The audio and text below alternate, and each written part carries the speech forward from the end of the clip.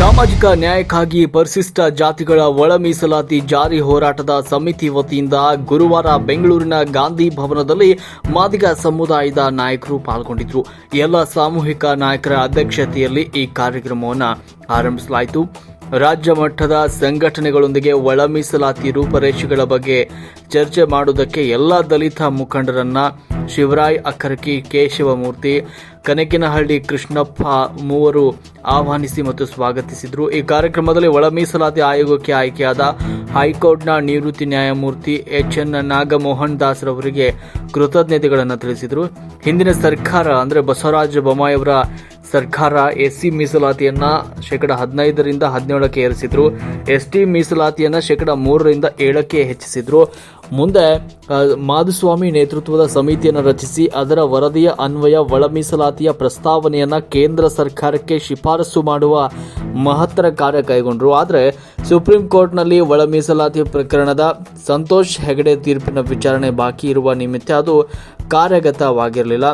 ರಾಜ್ಯದಲ್ಲಿ ಶಿಕ್ಷಣ ಮತ್ತು ಸರ್ಕಾರಿ ಸೇವೆಗಳಲ್ಲಿ ಪರಿಶಿಷ್ಟ ಜಾತಿಯ ವಿವಿಧ ಉಪಜಾತಿಗಳಿಗೆ ಸೇರಿದವರ ಪ್ರಾತಿನಿಧ್ಯದ ಕುರಿತು ಪರಿಶೀಲನಾರ್ಹ ದತ್ತಾಂಶ ಟೆಕ್ನಾಲಜಿ ಮೂಲಕ ಮಾಹಿತಿ ಪಡೆದು ಒಳ ಮೀಸಲಾತಿ ಆಯೋಗವು ವರದಿಯನ್ನು ಸಲ್ಲಿಸಬಹುದು.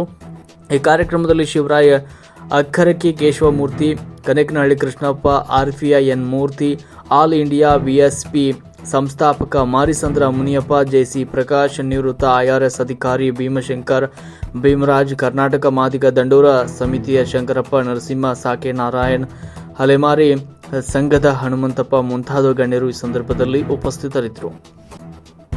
ವರದಿ ಸಾಕೆ ನಾರಾಯಣ್, ಬೆಂಗಳೂರು.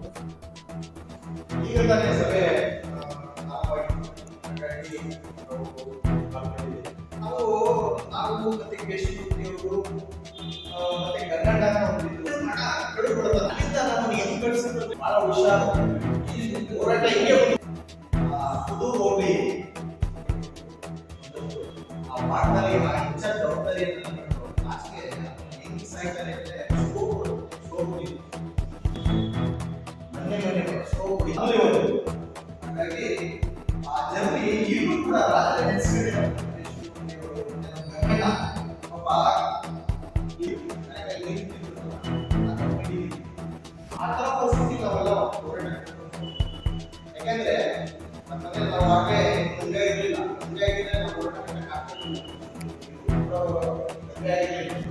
ಮದುವೆ ಹೋರಾಟ ಆದ್ಮೇಲೆ ಹೋರಾಟ ಒಳ್ಳೆ ದಾರಿ. ಹಾಗಾಗಿ ಮಾತಾಡೋದ್ರಿಂದ ನ್ಯಾಯಮೂರ್ತಿ ಸದಸ್ಯರು ಆಗಿರೋದು ಕೂಡ ಇದೇ ದೊಡ್ಡ ಸಪೋರ್ಟ್ ನಾವಿದ್ದೀವಿ, ಏನು ಕೇಳಿ ನಾವು ಸಪೋರ್ಟ್ ಮಾಡ್ತೀವಿ. ಅವ್ರಿಗೆ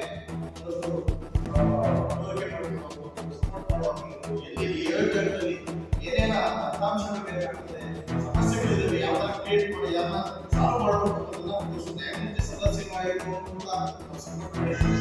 ಹಾಗಾಗಿ ಪ್ರತಿಯೊಬ್ಬರು ಕೂಡ ಈಗ ನ್ಯಾಯಮೂರ್ತಿ ಸದಸ್ಯರು ಆಗಿರುವ ನೇರವಾಗಿ ಹೋಗಿದ್ದು ಆಯ್ಕೊಂಡು ಹೋಗಿದ್ದು ಕಾಲರಿಗೂ ಹೋಗಿದ್ದು ಕೆಲವು ಸಮಸ್ಯೆಗಳು ಗೊತ್ತಾಗಿಲ್ಲ. ಮೂರ್ತಿ ಡಿಎಸ್ ಕಂಪೈಲರ್ ಕೂಡ ಈಗಾಗಲೇ ನಮಗೆ ಗೊತ್ತಿದೆ, ಒಂದು ಕಡೆ ಸರ್ಕಾರ ಆಯೋಗ ಮಾಡ್ತೀನಿ ಅಂತ ಹೇಳಿಬಿಟ್ಟು ಸದನದಲ್ಲಿ ಒಪ್ಪಿಗೆ ಕೊಟ್ಟಿತ್ತು, ಏನು ಗೊತ್ತಿತ್ತು. ಅದನ್ನು ಬಿಟ್ಟು ಇನ್ನೊಂದು ವರದಿನ ಒಪ್ಪಿಕೊಡ್ತಾರೆ. ಅಥವಾ ಈಗಾಗಲೇ ಹಂಚಿಕೆ ಮಾಡಿರ್ತಕ್ಕಂಥದ್ದು ಏನಿದೆಯಲ್ಲ, ಮೂಲ ಸದಾಶಿವ ಆಯೋಗದೊಳಗಿದೆ ಆ ಏಕಸದಸ್ಯ ಆಯೋಗದ ಕುರಿತು ತಮ್ಮ ಅಭಿಪ್ರಾಯವನ್ನು ವ್ಯಕ್ತಪಡಿಸಬಹುದು. ಏಕಸದಸ್ಯ ಆಯೋಗ ಹೆಂಗಿರಬೇಕು, ಅದು ಯಾವ ರೀತಿ ಇರ್ಬೋದು, ಅಥವಾ ಏಕಸದಸ್ಯ ಆಯೋಗಕ್ಕೆ ಸಂಬಂಧಪಟ್ಟಂಗೆ ಕಾರ್ಯಚಟುವಟಿಕೆಗಳೇನಾಗಿರಬೇಕು, ನಮ್ಮ ಕೆಲಸಗಳೇನಾಗಿರಬೇಕು, ಯಾವ ರೀತಿ ಸಂಘಟನೆಗಳು ಅದಕ್ಕೆ ಪೂರಕವಾದ ರೀತಿಯಲ್ಲಿ ಕೆಲಸ ಮಾಡಬೇಕು, ದತ್ತಾಂಶ ಕೊಡ್ತಕ್ಕಂಥದ್ದಾಗಿರ್ಬೋದು, ಅಥವಾ ಆಯಾ ಜಿಲ್ಲೆಗಳಿಗೆ ಪ್ರವಾಸ ಮಂತ್ರಿಗಳು ಬಂದಂಥ ಸಂದರ್ಭದಲ್ಲಿ ಆಯೋಗಕ್ಕೆ ಮನೆಗಳನ್ನು ಸಲ್ಲಿಸ್ತಕ್ಕಂಥದ್ದಾಗಿರ್ಬೋದು, ಅಥವಾ ಆಯಾ ಜಿಲ್ಲಾವಾರ ಕೆಲವು ಅಂಕಿಅಂಶಗಳಿದ್ದಾವೆ, ಆ ಜಿಲ್ಲಾವಾರ ಇರ್ತಕ್ಕಂಥ ಅಂಕಿಅಂಶಗಳ ಜನಸಂಖ್ಯೆಗೆ ಸಂಬಂಧಪಟ್ಟದ್ದಾಗಿರ್ಬೋದು, ಅಥವಾ ಸರ್ಕಾರಿ ಸೇವೆಗಳಿಗೆ ಸಂಬಂಧಪಟ್ಟ ಎಲ್ಲ ಅಂಶಗಳಿದ್ದಾವೆ. ಈ ಅಂಶಗಳಿಗೆ ಸಂಬಂಧಪಟ್ಟಂತೆ ಏಕಸದಸ್ಯ ಆಯೋಗದ ಕುರಿತು ಕೂಡ ನಾವು ಮೊದಲನೇ ಅಜೆಂಡಾ. ಅದಾದ ನಂತರ ಎರಡನೇ ಅಜೆಂಡಾ ನಂತರ ಸಾಮಾಜಿಕ ನ್ಯಾಯಕ್ಕಾಗಿ ಒಳ ಮೀಸಲಾತಿ ಜಾರಿ ಹೋರಾಟ ಸಮಿತಿಯ ಸ್ವರೂಪ ಕುರಿತಂತಕ್ಕಂಥದ್ದು ಹೊಂದಿದೆ. ಈಗಾಗಲೇ 2022 ಡಿಸೆಂಬರ್ 11 ಕಾರ್ಯಕ್ರಮಕ್ಕೆ ಸಂಬಂಧಪಟ್ಟಂಗ ಒಂದು ಸಮಿತಿಯನ್ನು ನೇಮಕ ಮಾಡಿಕೊಂಡಿದ್ದೇವೆ. ಆ ಸಮಿತಿಯ ತಕ್ಷಣವೇ ನಮ್ಮ ಬೇಡಿಕೆಗಳು ನೆರವೇರಿತಂತ ಇಲ್ಲ. ಒಂದು ಮೂಲಭೂತವಾದಂತಹ ಒಂದು ಅಂಶವನ್ನು ನಾವು ಗಮನಿಸಬೇಕಾಗಿದೆ. ಸದಾಶಿವ ಆಯೋಗವನ್ನು ನೇಮಕ ಮಾಡಿದಂಥ ಸಂದರ್ಭದೊಳಗಡೆ ಅದು ಕೊಟ್ಟಿರ್ತಕ್ಕಂಥ ಸಂವಿಧಾನ ಜಾರಿಯಾಗಿ 75 ವರ್ಷ ಆಗಿದೆ.